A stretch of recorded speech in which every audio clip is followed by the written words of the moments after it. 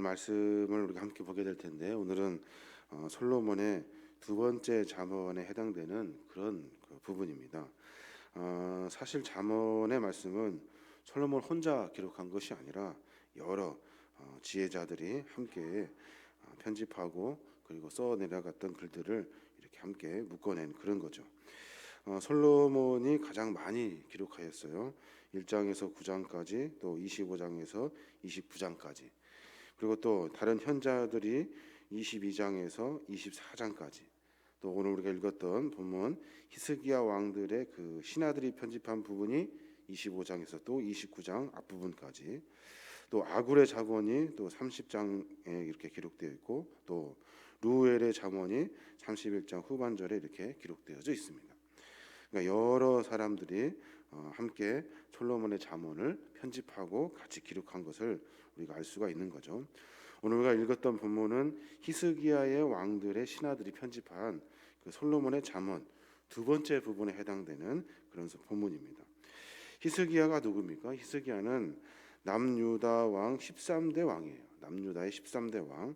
아버지가 누구였어요? 아버지가 아하스 왕이었다고요. 아하스 왕의 뒤를 이어서 남유다를 히스기야가 41년 동안 통치합니다. 그 41년 동안 유다 왕국이 참 평안했던 그런 그 시간을 보내게 돼요. 이스라엘의 3대 현군이 있는데 그 현군이 누구냐면 여호사밧, 히스기야, 요아스 이렇게 세 명을 위대한 왕, 선한 왕으로 이렇게 분류하는 것을 알 수가 있습니다. 특별히 어떤 일들이 있었냐면 부왕 아하스 때 아수르하고 이렇게 동맹을 맺게 되죠. 아수르하고 동맹을 맺게 되고 또 북이스라엘은 블레셋과 동맹을 맺게 됩니다. 결국은 어떻게 돼요? 블레셋과 동맹을 맺었던 그 북이스라엘이 이렇게 패하게 돼요. 그 남유다 아수르와 동맹 맺었던 그 아수르가 북이스라엘과 아람 나라를 쳐들어가게 되죠. 그러면서 북이스라엘이 완전히 다 멸망하게 돼요.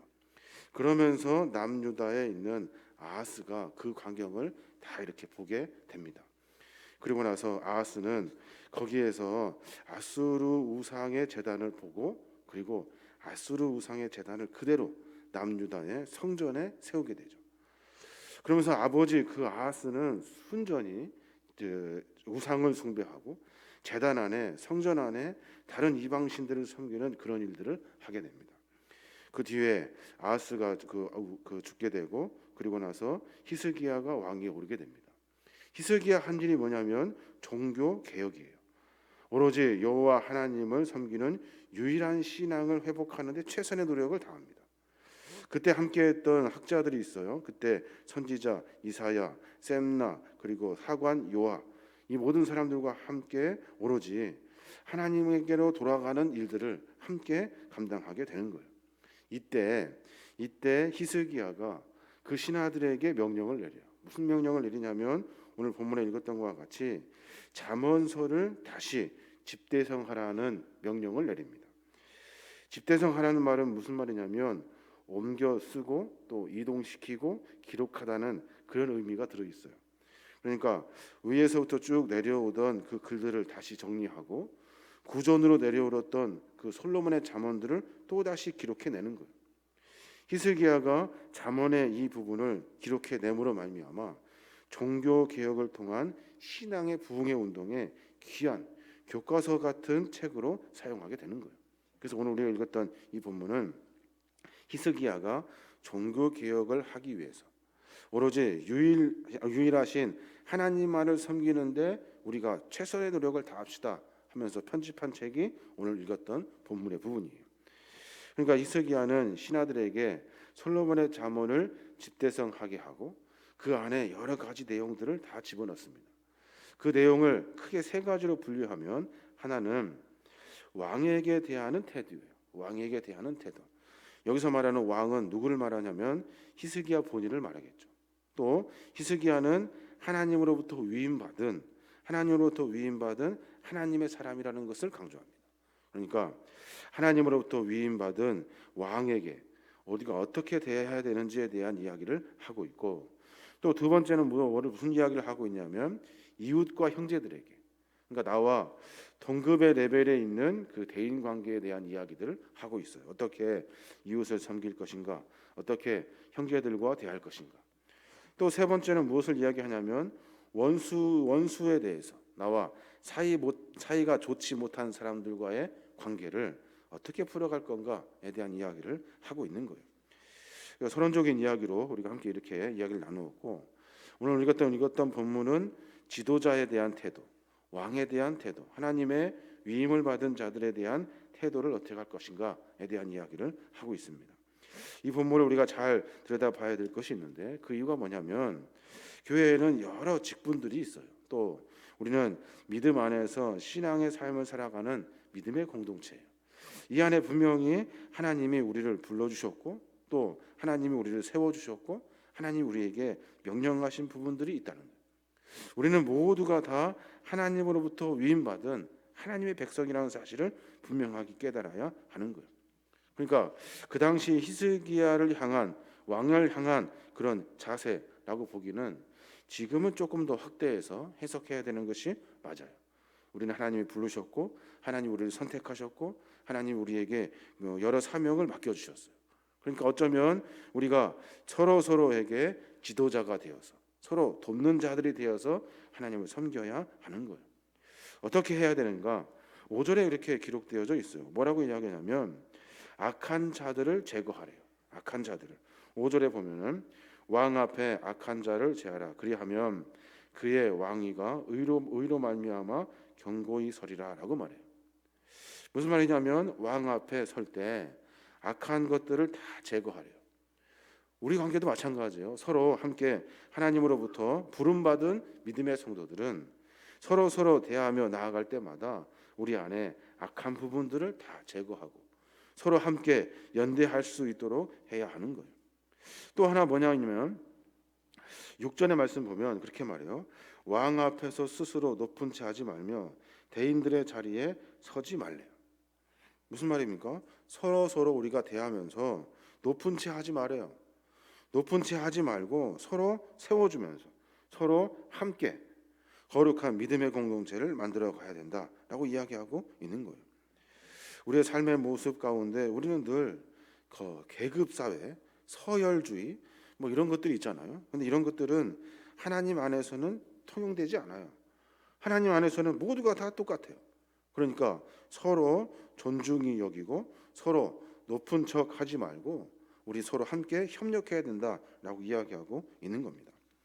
믿음의 공동체는 그런 믿음의 자세를 가지고 서로 대해야 하는 거예요. 히스기야가 딱 보니까 이스라엘 백성 전체가 우상 숭배에 완전히 빠져가지고 거기에 그냥 확 빠졌어요. 그것을 어떻게 끄집어서 다시 하나님을 섬기는 백성으로 삼을 것인가 생각할 때 우리를 누가 불렀냐는 거예요.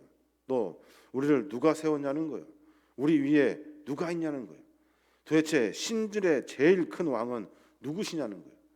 그러면서 히스기야는 하나님 앞에, 유일하신 하나님 앞에 서야 된다고 이야기하고 있는 거예요. 또 한 가지 이웃과 형제들에 대하여 올바른 자세에 대해서 말하고 있어요. 우리가 옆에 사람들과 우리가 이웃들과 어떻게 대해야 되는지 8절의 말씀 보면 그 첫 번째를 그렇게 말해요. 너는 서둘러 나가서 다투지 말라. 마침내 내가 이웃에게서 욕을 보게 될 때에 내가 어찌할 줄을 알지 못할까 두려우니라 라고 말해요. 무슨 말입니까? 서둘러 나가 다투지 말아요. 이웃과 대할 때 우리 서로 무슨 문제가 생기면 막 다투려고부터 한다고요? 그렇게 하지 말아요. 서로 사랑하고 서로 용서하고 서로 포용하며 삶을 살아야 된다 이야기하고 있어요. 어려운 일이에요. 가장 단순하고 매번 듣는 말이지만 제일 안 되는 부분이 이 부분이에요. 히스기야는 또다시 강조하는 거예요. 우상 숭배하는 모든 일들 가운데 분쟁과 다툼이 그 안에 있어요. 왜냐하면 인간의 그 어떤 욕심을 가지고 신을 섬기게 하는 그런 우상 숭배의 악습들이 있거든요. 그러니까 서로 경쟁을 시킨다고요. 그러면서 서로 분쟁이 일어나고 서로 다툼이 일어나요. 하나님을 섬기는 백성들은 그렇게 하지 않아요. 하나님은 우리 모두를 다 똑같이 사랑하셔요. 우리가 무슨 절을 10번 하고 절을 100번 하고 이런 것 가지고 하나님은 받고 안 받고 하시는 분이 아니셔요. 하나님은 우리가 드리는 것, 뭐 고기를 드린다고 받고 야채를 드린다고 안 받고 이런 하나님이 아니에요. 하나님은 우리의 마음을 받으시는 분은 하나님이셔요. 그러니까 서로 분쟁하고 다투지 말라라고 이야기하고 있는 거예요. 또 구절의 말씀 보면 너는 이웃과 다투거든 변론만 하고 남의 은밀한 일은 누설하지 말래요. 어떤 시비를 가릴 때 있잖아요. 그때마다 변론만 하는 거예요. 내가 이것이 잘못되고 이것이 이렇다라고 이야기하는 것이 끝이에요. 그런데 거기에다 대고 은밀한 일, 약점, 그 사람들의 그 감정을 건드리는 그런 이야기들을 하면 안 된다는 거예요. 히스기야 시대의 백성들이 모두가 그런 오류 속에 빠져서 서로 분쟁하며 서로 싸웠는가 봐요. 우리도 마찬가지죠. 서로 분쟁이 있으면 논점만 얘기하는 거예요. 여기에 핵심이 뭐야? 용점이 뭐야? 그 이야기만 하면 되지 다른 여러 가지 감정적인 것들을 이야기하면 안 된다는 거예요. 근데 그게 그렇게 쉬운 일이 아닌 것 같아요. 무슨 일이 있으면 섭섭하고 무슨 일이 있으면 감정이 상한 일들을 이야기를 하게 되는 거예요. 그러면 안 된다라고 지금 이야기하고 있는 겁니다.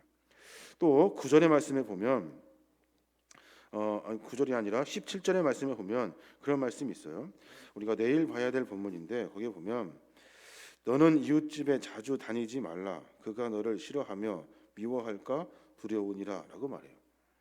이웃집에 자주 돌아다니지 말아요. 쓸데없이 돌아다니면서 말을 옮기지 말라는 거예요. 이것이 이웃과의 관계에서 가장 중요한 일이다라고 이야기하고 있는 겁니다. 전에도 여러 번 말씀드렸습니다마는 초대교회 데살로니가 교회에게 종말의 때가 임박하여서 모두가 다 직장도 다 그만두고 서로 성도의 집들을 돌아다니면서 기도해주는 그런 모임들이 있었어요. 그때 사도 바울이 이런 태도를 막 꾸짖어요. 쓸데없이 일은 하지 않고 오히려 일만 만드는 사람들이라고 이야기하면서 돌아다니면서 예배 드린다고 그러면서 남의 이야기하고 또 쓸데없는 이야기해서 서로 분쟁을 일으키는 일들을 이야기하고 있는 거예요. 인간과 인간과의 관계, 이웃의 관계 참 중요합니다. 그런데 이것을 잘 아름답게 만들어 가야 되는데 우리는 이런 악한 습성들 때문에 서로 의가 깨지고 서로 마음의 상처를 받게 되는 거예요. 오늘 히스기야는 잠언의 이야기 속에 솔로몬의 그 잠언의 이야기를 다시 집대성하면서 우리에게 분명히 가르쳐주고 있어요. 하나님의 권위로부터 부름받은 믿음의 성도들과 함께 연대하여 우리 서로 악을 제거하고 서로 함께 협력할 수 있도록 해야 된다. 또 이웃과의 논쟁의 문제에서 다른 일들 하지 말고 다투려고 덤비지 말고 서로 한 발짝 물러나고 또 악한 이야기 서로 감정을 상하는 일들 이야기들 하지 말고 또 쓸데없이 돌아다니면서 남의 이야기 돌아다니면서 하지 말고 서로 하나님의 거룩한 사랑으로 만들어 가야 된다라고 지금 이야기하고 있는 겁니다. 오늘 우리의 삶 가운데 좀 돌아봐야 될 필요가 있어요. 우리는 자꾸 서열을 매기려고 하고 위아래를 막 가리려고 하죠. 물론 조직 사회에서는 중요합니다. 그런데 성도 안에서는 그것이 그렇게 중요하지 않아요. 하나님 안에서는 우리 모두가 다 똑같아요. 같다고요. 이것을 정확히 이해하고 있어야 믿음의 공동체를 세워갈 수 있는 거예요. 또 서로 이웃과의 다투는 일들을 하지 않도록 삶의 모습을 점검해야 할 것입니다. 오늘 하루의 삶을 살아내면서 이런 부분을 하나씩 점검하고 깨닫고 삶의 결단을 만나냄으로 말미암아 우리가 하나님이 원하시는 믿음의 삶을 사는 거예요. 우리는 지금 하나님의 공동체를 만들어 신앙의 삶을 살고 있어요. 어떻게 이 공동체를 아름답게 만들어 갈 것인가? 우리가 어떤 자세를 가지고 살아야 하는가? 이것을 늘 고민하며 살아야 될 줄 믿습니다. 오늘 하루 가운데 이런 교회 공동체를 잘 생각하고 또 매번 하나님이 주시는 지혜의 말씀과 삶의 결단의 이야기들을 내 삶 속에 적용하고 그 적용된 삶을 통해서 하나님께 칭찬받고 나아가시는 거룩한 믿음의 종들 되시길 주님의 이름으로 축원합니다.